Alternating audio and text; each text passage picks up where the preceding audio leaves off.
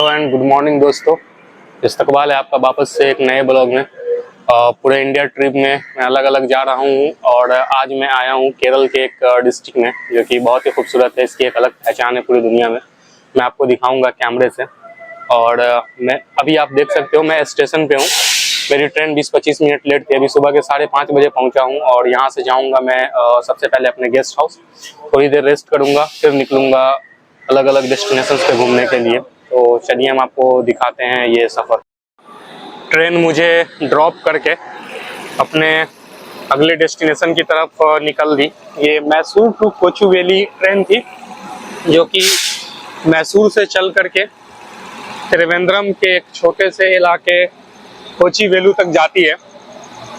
और चलिए आप देख लीजिए मैं कौन सी जगह पे आया हूँ। बिल्कुल छोटा सा स्टेशन है, सिर्फ 2 प्लेटफॉर्म है और ये जंक्शन भी नहीं है, लेकिन ज़्यादातर ट्रेनें रुकती हैं यहाँ।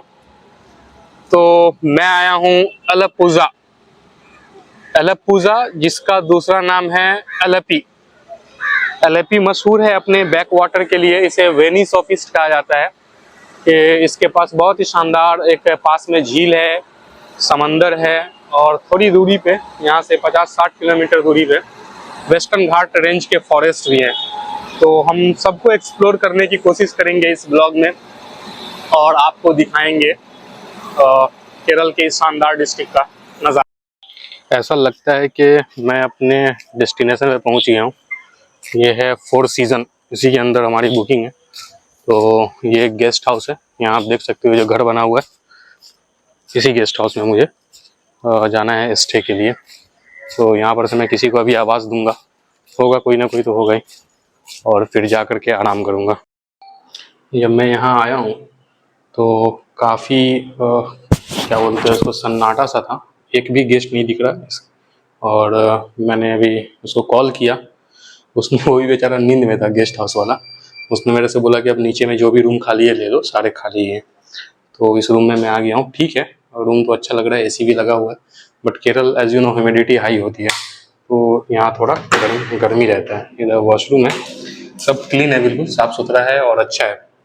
तो अभी मैं थोड़ा रेस्ट करूँगा और रेस्ट करने के बाद फिर मिलते हैं व्हाट इज कॉल्ड बीच पे। मेरी कोशिश है कि मैं सुबह अर्ली मॉर्निंग थोड़ा बीच पे जाऊँ 1 घंटा सोने के बाद। After having breakfast, road side dhaba से ही मैंने ब्रेकफास्ट किया। ठीक ठाक था, डोसा, अंडा, एक करी और डोसा। तो यूजुअली जब आप केरल के किसी छोटे शहर में होते हो तो इससे ज़्यादा एक्सपेक्ट ना करें। जो यहाँ का ट्रेडिशनल फूड है बस वही खाएंगे। तो वो खा करके मैं जिस जगह पे आया हूँ, आपको देख करके शायद आइडिया लग गया हो कि मैं आ गया हूँ अरब सागर के किनारे, on the shore of Arabian sea. और मेरे पीछे है विशाल सा दिखने वाला अनंतहीन, नहीं अंतहीन, मेरी हिंदी थोड़ी कमजोर है, तो अनंतहीन अरब सागर। यहाँ से लेकर सऊदी अरब तक बिल्कुल चले जाओ आप बहते हुए यहाँ से। तो सुबह के टाइम मैंने खास तौर से वक्त निकालने की कोशिश की थी इसको देखने के लिए। और जिस लोकेशन पे मैं आया हूँ आपको एक सिंगल आदमी नहीं दिख रहा होगा, देख रहे हो, पूरा खाली है बीच। तो इसकी वजह यह है कि ये पॉपुलर बीच नहीं है और पॉपुलर बीच से आई गेस अराउंड 2 किलोमीटर दूर है, 2 किलोमीटर दूर है। तो मैंने ये जगह इसलिए चुना क्योंकि मैं चाहता था कि मैं उस तरह से एक्सप्लोर करूं अरेबियन सी को जैसे यहाँ के लोकल लोग, यहाँ के फिशरमैन कम्युनिटी या जो इस शहर के अलेप्पुज़ा शहर के रहने वाले लोग हैं, जिस तरह से वो इस जगह को एक्सप्लोर करते हैं या जिस तरह से उनके लाइफ में इस अरेबियन सी का इम्पोर्टेंस है, उसको मैं समझने के लिए मेन बीच से दूर आया। मेन बीच यहाँ से स्ट्रेट आई गेस 2 किलोमीटर है, वहाँ पे बहुत भीड़ रहती है। मैं यहाँ पे वॉक कर रहा हूँ अलेप्पी बीच के किनारे और मुझे यहाँ से लगभग 10 बजे कहीं और निकलना है। और मैं सोच रहा हूँ कि अलेप्पी के गांव को एक्सप्लोर किया जाए। तो एक लोकल दोस्त मिले हैं, उनकी मदद से मैं उनके गांव जाऊंगा। उन्होंने इनवाइट किया है मुझे, अपने गांव बुलाया है 10 बजे सुबह। तो अभी लगभग 8:30 बज रहे हैं, मेरे पास 1.5 घंटे का टाइम है। तो मैंने सोचा क्यों ना 1.5 घंटे में थोड़ा बीच पे वॉक कर लिया जाए और फिर उसके बाद अलेप्पी गांव की तरफ हो लिया जाए। तो अलेप्पी गांव की तरफ जाएंगे लगभग 10 बजे के करीब। मीनवाइल आप देखो समंदर जो क्या ज़बरदस्त नज़ारा बना रहा है इधर इस अपने इस शोर पे। ये अरब सागर का हिस्सा है, अरेबियन सी का। अगर आपने मैप पढ़ गूगल मैप देख सकते हो अभी, या ज्योग्राफी पढ़ा होगा बचपन में, तो इंडिया के मैप में जो वेस्टर्न हिस्से में समंदर दिखता है उसे अरब सागर कहते हैं, और ईस्टर्न हिस्से में जो दिखता है उसे बे ऑफ बंगाल या अरब की खाड़ी सॉरी बंगाल की खाड़ी कहते हैं। और ये दोनों जहाँ जिस पॉइंट पे मिलता है, इंदिरा पॉइंट पे, साउदर्न मोस्ट पॉइंट पे, वहाँ से स्टार्ट होता है इंडियन ओशियन। ऐसा लगता है जैसे ये हमारा पीछा कर रहा हो, ये पानी की लहर। जैसे जैसे जाते हैं ना, कभी कभी मुझे खुद को इससे बचाने के लिए दौड़ना पड़ जाता है। ऑफ कोर्स अभी मैं नहा नहीं सकता वरना मैं खुद जाता इसमें नहाने के लिए, लेकिन यहाँ पे नहाने के लिए एक कोई दिक्कत की बात नहीं है। मैं जहाँ पे स्टे किया हूँ वो यहाँ से वॉकिंग डिस्टेंस पे है, तो अगर मैं खारे पानी में नहा लूँ तो फिर फ्रेश वाटर में नहाने के लिए मुझे कुछ ज़्यादा सोचना नहीं पड़ेगा। आराम से जाऊँगा अपने रूम में और जा करके होटल में नहा धो करके आ जाऊँगा। बट ठीक है, मज़ा नहीं आता अकेले ये सब करने में। अगर साथ में कोई होते ना दोस्त वगैरह, तो फिर हम नहाते खूब मज़े से। अच्छा, एक और अच्छी बात मुझे लगी इस बीच की कि यहाँ कंपैरेटिवली, ये तो नहीं कहूँगा 100% क्लीन है, कहीं कहीं पे प्लास्टिक दिख भी जाता है, लेकिन कंपैरेटिवली यहाँ पे प्लास्टिक नहीं है, तो ये एक अच्छी बात है। गंदगी ज़्यादा नहीं है, लेकिन बीच क्लीन नहीं है। लाइक चिराई बीच गया था, यहाँ से होगा लगभग 70 किलोमीटर। वो वन ऑफ द क्लीनेस्ट बीच मुझे लगा इंडिया का। वहाँ आपको पानी, यहाँ का पानी ना देखने से काला लगता है, लेकिन वहाँ का पानी ट्रांसपेरेंट है। आप खड़े हो जाओगे तो नीचे का दिखेगा, ऐसा ट्रांसपेरेंट है।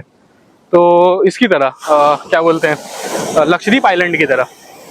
बट यहाँ पे ऐसा नहीं है। इस जगह पे जहाँ पे मैं हूँ वहाँ पे ऐसा नहीं है। यहाँ पे बस जस्ट ओके, थोड़ा क्लीन नहीं है। पानी और साफ होता ना तो मजा आता। मैं थोड़ा जूम करके दिखाऊं क्या इसको? कैमरे की क्वालिटी बहुत अच्छी नहीं है, तो शायद इस वजह से आपको क्लियर पता ना चले, लेकिन पानी की जो है वो बहुत साफ नहीं है, ये मेरा ऑब्जर्वेशन है। तो अच्छा, अगर आप में से कोई आदमी इधर आना चाहता है तो उसके लिए एक आना, यहाँ एलएपी आना बहुत आसान है। एलएपी बेसिकली रेलवे से जुड़ा हुआ है। LAP station, Alappuzha station, LAP Alappuzha एक ही है दोनों। तो वो अलाप्पुझा स्टेशन रेलवे से जुड़ा हुआ है लगभग हर मेजर सिटीज से, बैंगलोर, चेन्नई, कोच्चि। अब इंडिया के किसी भी हिस्से से आओगे तो एलएपी की ट्रेन मिल जाएगी। इवन मैंने देखा धनबाद से ट्रेन आती है यहाँ, तो ट्रेन से आ सकते हो। दूसरा, अगर फ्लाइट से आना है, टाइम कम है, तो नियरेस्ट एयरपोर्ट है कोची एयरपोर्ट, जो कि यहाँ से अप्रॉक्स 70 किलोमीटर होगा। कोची से आओ, कोची एयरपोर्ट से आप कैब ले सकते हो डायरेक्ट एलएपी आने का, या कोची से आप एलुवा चले जाओ। एयरपोर्ट से एलुवा आई गेस लगभग 30 किलोमीटर डिस्टेंस पे होगा, या 20 किलोमीटर।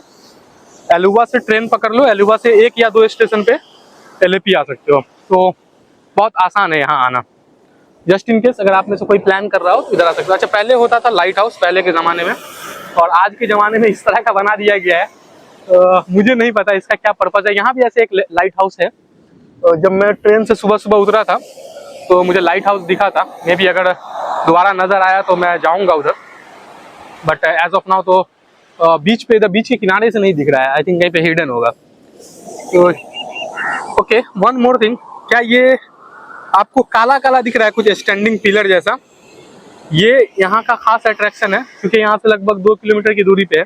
तो मुझे नहीं लगता कि मैं वॉक करके उतना दूर जाऊँगा और आपको दिखाऊँगा। अगर नहीं जा पाया तो यहीं से दिखा देता हूँ कि ये पिलर जो है वो लकड़ी का है और लगभग 150 सालों से ऐसे ही खड़ा हुआ है। आई डोंट नो इसका क्या पर्पस था, मुझे नहीं पता, क्योंकि जब मैं पढ़ रहा था विकिपीडिया पे तो पर्पस इसका मुझे कहीं दिखा नहीं।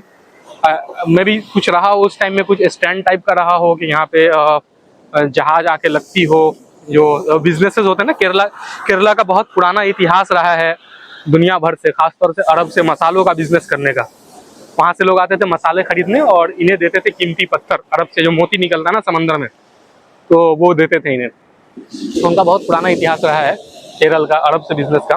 तो हो सकता है वो एक रीज़न हो कि वो एक स्टैंडिंग पॉइंट के तौर पे यूज़ होता रहा हो। और ये शहर केरल के दूसरे शहर की तरह, जैसे मैं थ्रिसूर भी गया हूँ और 2-3 डिस्ट्रिक्ट में और गया हूँ, मैं त्रिवेंद्रम गया हूँ, तो उन सब की तरह ये काफ़ी रिच सिटी माना जाता है।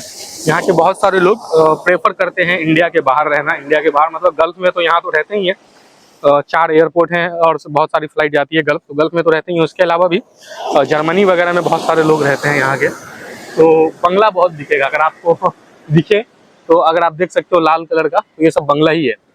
तो यहाँ बंगला बहुत है। बंगला इस बात की निशानी होती है कि पैसे बहुत हैं लोगों के पास।